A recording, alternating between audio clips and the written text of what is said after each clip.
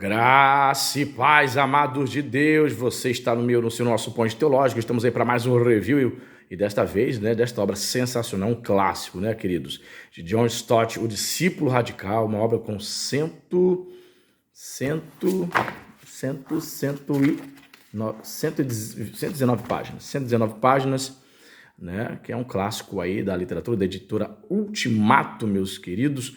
E, para você que não me conhece, sou o pastor Anderson Porto, estamos aqui nas internet da vida compartilhando conhecimento. Seja muito bem-vindo ao nosso canal.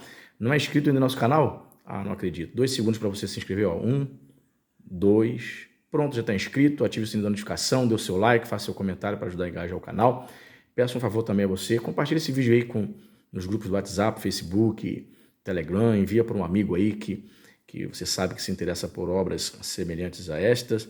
Então, faça parte da nossa família Ponte. Se você deseja também fazer parte do nosso grupo do WhatsApp, da família Ponte Teológico, você pode tornar-se nosso apoiador, nosso patrono. Aqui nos comentários tem um link da plataforma do Apoia. Se você se inscrevendo lá, se tornando nosso apoiador mensal a partir de R$5, 5, 10, 15, dentro das suas possibilidades, nós vamos colocar você no nosso grupo do WhatsApp. E quando nós batermos a meta financeira, que está lá dentro da plataforma, você vai ver lá o valor.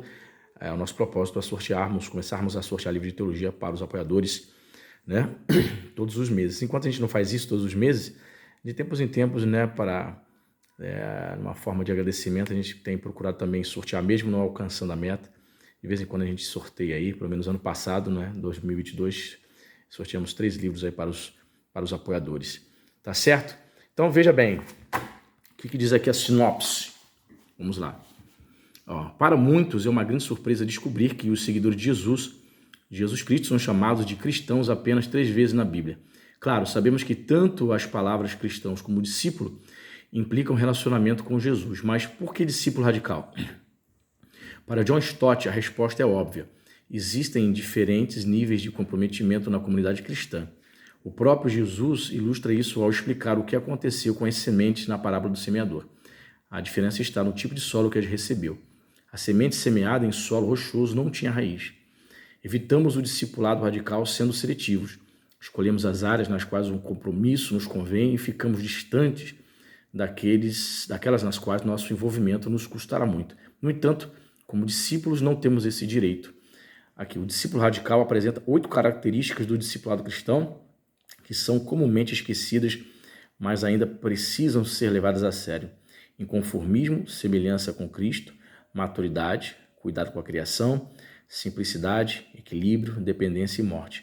Com um texto profundamente bíblico, tocante e de fácil leitura, John Stott mostra a essência do que significa ser um discípulo radical. Bem, ele aqui já selecionou aqui atrás, já praticamente o sumário, Você que não conhece o John Stott, é senhor aqui, Ele diz aqui, conhecido no mundo inteiro como teólogo, escritor evangelista, John Stott é pastor emérito da All Souls Church em Londres e fundador do London Institute of Contemporary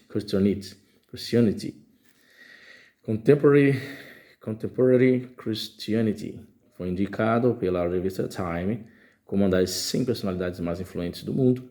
É autor de mais de 40 livros, entre os quais Porque Sou Cristão, Cristianismo Básico, a Bíblia Toda, o Ano Todo e a Missão Cristã no Mundo Moderno, publicado pela editora Ultimato. Então, mas é sempre bom, Ele já mostrou, já relacionou o sumário lá atrás, mas é assim que se divide. Um livro aí fino, para você ler rápido, numa pegada só. Prefácio: Discípulos ou Cristãos, aula número 1, capítulo 1, Inconformismo. Capítulo 2, Semelhança com Cristo. 3, Maturidade. 4, Cuidado com a criação. 5, Simplicidade. 6, Equilíbrio. 7, Dependência. 8, Morte. Conclusão. Pós-fácil. Adeus, notas. Então, separei um trecho aqui para falar sobre maturidade. Vamos ver o que ele fala aqui? Um trecho para a gente ler, para você ter noção como é que ele escreve. Para você que nunca leu o livro de John Stott. Na década de 90, quando viajava em nome da Langham Partnership International, sempre perguntava aos que me ouviam como eles definiriam o cenário cristão no mundo atual. E recebia uma variedade de respostas. Quando convidado a dar minha opinião, eu a resumia em apenas 3 palavras: crescimento sem profundidade. Ninguém duvida do crescimento fenomenal da igreja em várias partes do mundo. As estatísticas são surpreendentes, não é exagero descrever esse crescimento como explosão. Por exemplo, a igreja na China cresceu pelo menos 100 vezes desde a metade do século XX.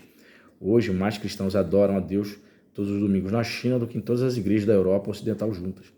Ao mesmo tempo, não devemos ceder ao triunfalismo, pois na maioria dos casos trata-se de crescimento sem profundidade. A superficialidade no discipulado existe em todo lugar e os líderes eclesiásticos lamentam essa situação. Um líder do sul da Ásia disse-me recentemente que, apesar de a igreja em seu país estar crescendo numericamente, existe um enorme problema aqui de falta de consagração e integridade. De modo semelhante, um líder africano disse-me que, apesar de estar consciente do rápido crescimento da igreja africana, ele é em grande parte numérico. A igreja está sem uma base bíblica e teológica forte que provenha dela mesma. Mais impressionante é a declaração feita em abril de 2006 em Los Angeles por Cao Shen-Jie, na época presidente do Conselho Cristão Chinês. E disse o seguinte, alguns dizem que a igreja está indo bem quando há crescimento numérico e queremos ver pessoas sendo acrescidas à igreja todos os dias. Porém, não estamos buscando apenas números, mas que o aumento nos números corresponda à confirmação da fé da igreja. Estas 3 citações de líderes de países em desenvolvimento são suficientes para mostrar que crescimento sem profundidade ou crescimento estatístico sem desenvolvimento do discipulado não é uma conclusão imposta pelo resto do mundo, é a visão dos próprios líderes. Além disso, a situação é séria porque desagrada a Deus. Ousamos dizer isso porque os apóstolos, cujas cartas encontramos no Novo Testamento, censuraram seus leitores pela imaturidade deles e os impeliram a se tornarem adultos. Considere, por exemplo, a crítica de Paulo à igreja de Corinto. Já disse aqui, 1 Coríntios 3, 1-3. Eu, porém, irmãos, não vos pude falar como espirituais, assim como carnais, como crianças em Cristo. Leite vos dei beber, não vos dei alimento sólido, porque ainda não podeis suportá-lo. Nem ainda agora podeis, porque ainda sois carnais. Porquanto, havendo entre vós ciúmes e contendas, não é assim que sois carnais e andais segundo o homem? Porém, a outra passagem escrita por Paulo sobre maturidade são esses versículos que quero destacar nesse capítulo. Anunciamos Cristo advertindo a todo homem e ensinando a todo homem toda a sabedoria, a fim de que apresentemos todo homem perfeito, teleios, em Cristo. Para isso é que eu também me afadigo, esforçando-me mais possível, segundo a sua eficácia, que opera eficientemente em mim. Colossenses 1, 28 e 29. O adjetivo grego teleios ocorre 19 vezes no Novo Testamento e pode ser traduzido por perfeito ou por maduro, dependendo do contexto. Raramente significa perfeito no sentido absoluto. Em vez disso, o teleios, pessoa, contrasta com a criança ou bebê. Por exemplo, em 1 Coríntios 13, versos 10 e 11. Assim, é melhor entendermos teleios como maduro. Para entender o significado de um texto, normalmente é bom fazer com ele uma espécie de interrogatório e desafiá-lo com perguntas investigativas. É o que proponho fazer em Colossenses 1, 28 e 29. A primeira mais básica pergunta é sobre a essência da maturidade. O que é a maturidade cristã? O fato é que ela é algo difícil de ser obtido. A maioria de nós sofre de maturidade prolongadas. Maturidades, né? Mesmo no adulto, a pequena criança ainda se esconde em algum lugar. Além disso, existem diferentes tipos de maturidade. Existe a física, ter um corpo saudável, bem desenvolvido, a intelectual, ter uma mente disciplinada e uma cosmovisão coerente, a moral, aqueles que têm as suas faculdades exercitadas para discernir não somente o bem, mas também o mal, Hebreus 5,14, e a emocional, ter uma personalidade equilibrada, capaz de estabelecer relacionamentos e assumir responsabilidades. Aí você pode parar o vídeo aí, pessoal, né? Já li bastante, você pode parar o vídeo para ler mais detalhes, Ser maduro é ter um relacionamento maduro com Cristo, no qual adoramos, confiamos nele, amamos e lhe obedecemos.